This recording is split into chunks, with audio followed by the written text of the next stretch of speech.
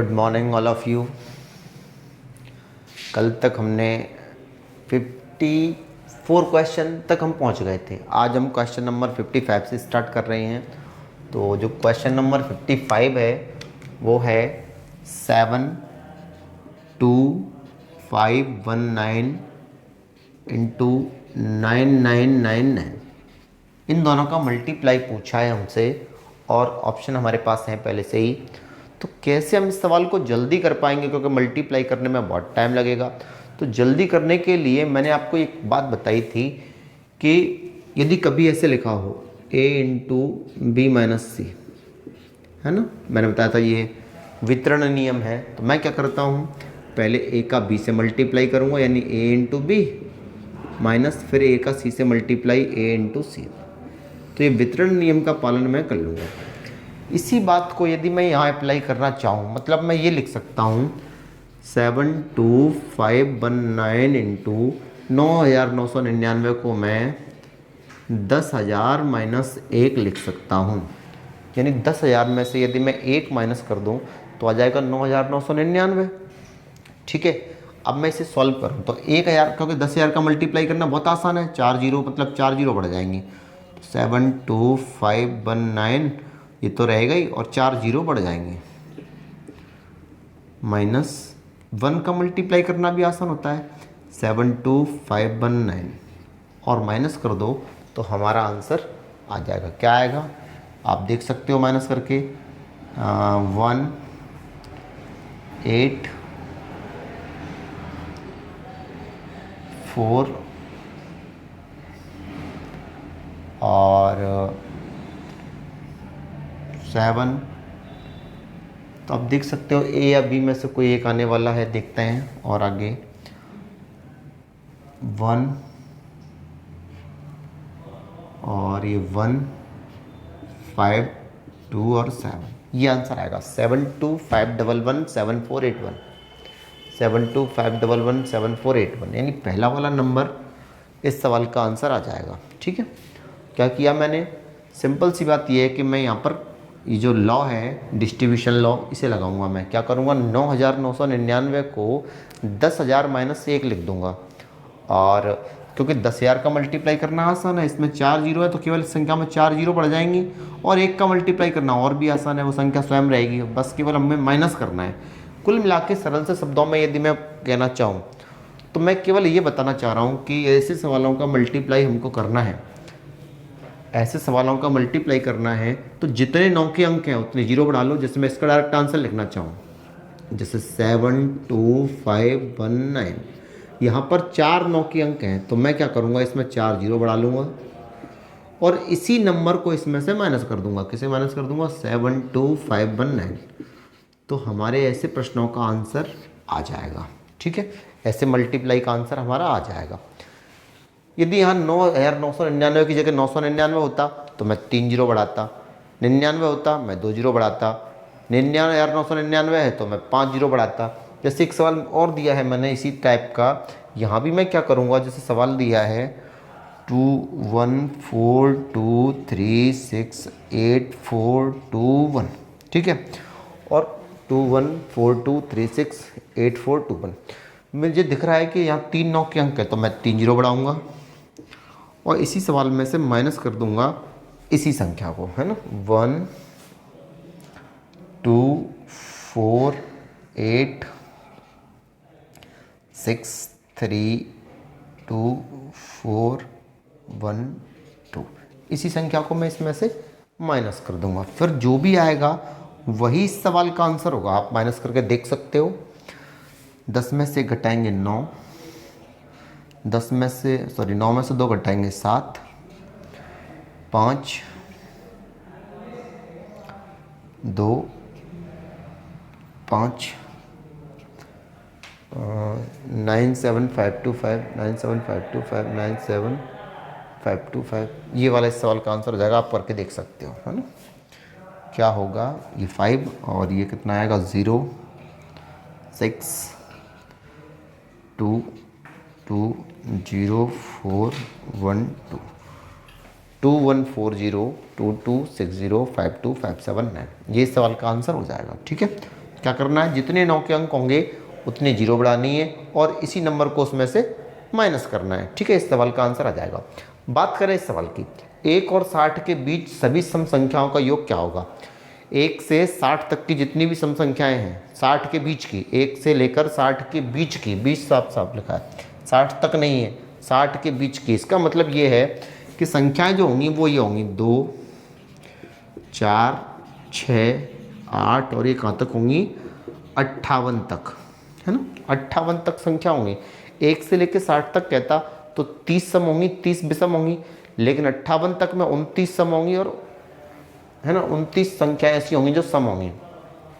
तो हमें क्या करना है, मैंने कल एक नियम बताया था योग का, योग निकालने के लिए मैंने कल भी फॉर्मूला नोट कराया था कि पहली संख्या को और अंतिम संख्या को हम जोड़ लेते हैं, 2 का उसमें डिवाइड दे लेते हैं और कुल संख्याएं कितनी हैं उसका हम मल्टीप्लाई कर देंगे। इस सूत्र का प्रयोग करके हम किसी भी ऐसे सवाल का आंसर निकाल देंगे जो समांतर श्रेणी में दिया गया है। तो यहाँ पर पहली संख्या 2, अंतिम संख्या 58, यानी सबसे छोटी 2 सम संख्या और सबसे बड़ी 58 हो जाएगी 60 के बीच तक की। 2 का डिवाइड इंटू कुल संख्या कितनी है 29, 29, 58 और 2 60 बटे 2 इंटू 29। आप देखोगे 2 से 60 को काटोगे 30 बार और 30 का 29 से मल्टीप्लाई करोगे, 29 3 87 और एक जीरो। इसका मतलब है कि सवाल का जो आंसर है वो 870 आने वाला है, यानी ए ऑप्शन। ठीक है, कई लोगों को समस्या ये आएगी कि ये पता नहीं चलेगा कि कुल संख्याएं कितनी हैं।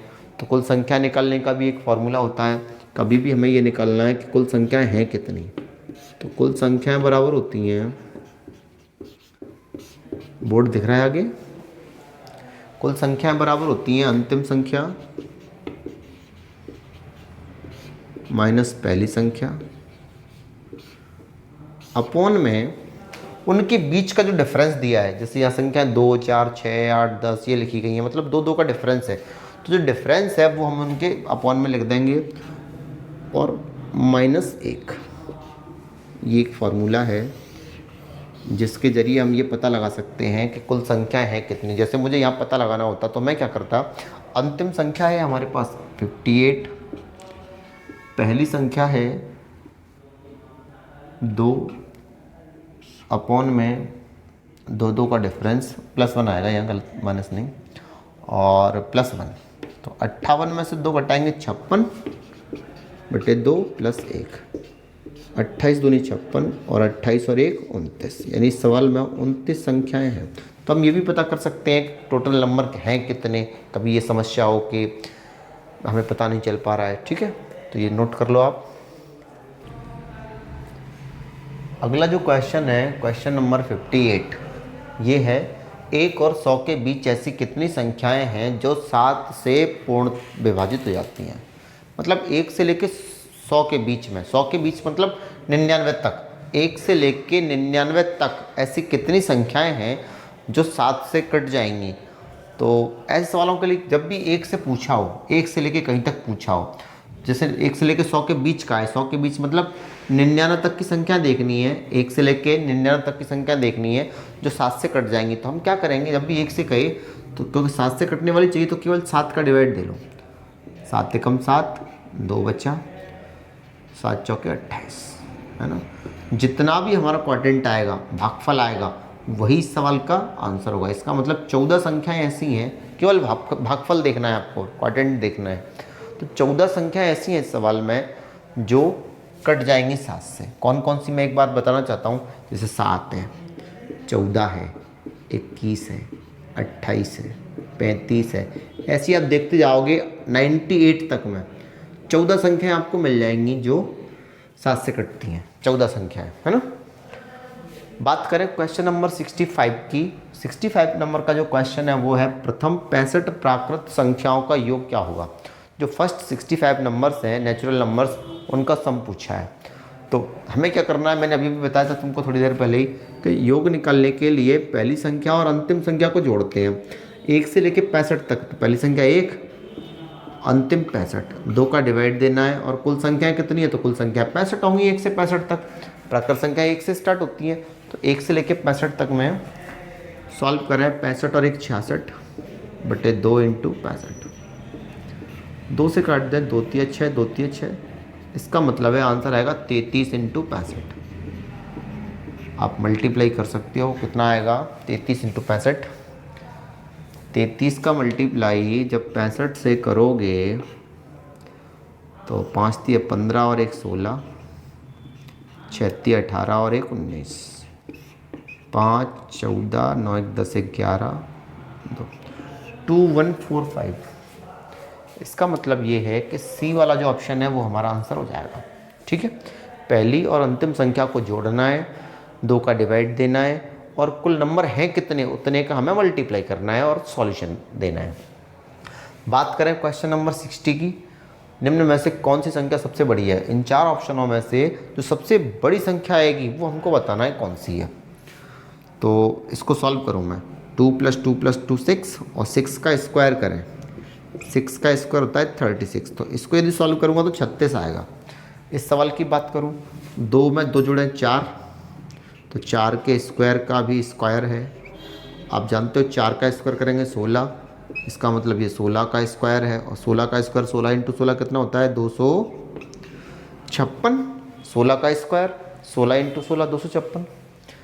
इस सवाल की यदि मैं बात करूं तो 2 इंटू 2 इंटू 2 होता है 8 और 8 का स्क्वायर होता है 64 64। 4 का क्यूब करूंगा, 4 का क्यूब 4 इंटू 4 इंटू 4 यानी 64। इसका मतलब ये है कि इन चारों सवालों को सॉल्व करें तो सबसे बड़ी संख्या इससे प्राप्त होती है। मतलब ये है कि ये वाला जो ऑप्शन है वो इस 4 ऑप्शनों में से सबसे बड़ा होगा। ठीक है, नेक्स्ट अगला जो क्वेश्चन है क्वेश्चन नंबर 61 वाला जो क्वेश्चन है वो है, किसी संख्या को 888 से भाग देने पर भागफल 374 और शेषफल 103 प्राप्त होता है। संख्या हमको बतानी है। क्या कहना चाह रहा है प्रश्न, कोई संख्या है और इसमें भाग दें 888 से और भागफल आ रहा है 374 और शेषफल आ रहा है 103। तो हमसे पूछ रहा है कि यहाँ जो संख्या है वो है कितनी। तो यहाँ जो संख्या होती है जिसमें हमें भाग देना है उसे हम कहते हैं भाज्य। जिस संख्या से भाग देते हैं वो भाजक, भाग का जो आंसर है वो भागफल और ये शेषफल। ठीक है, तो मैंने पहले भी बता चुका हूँ कि कभी भी हमको भाज्य निकालना है, तो भाज्य निकालने के लिए हम क्या करेंगे, भाजक का मल्टीप्लाई भागफल से करेंगे, यानी भाजक गुणा भागफल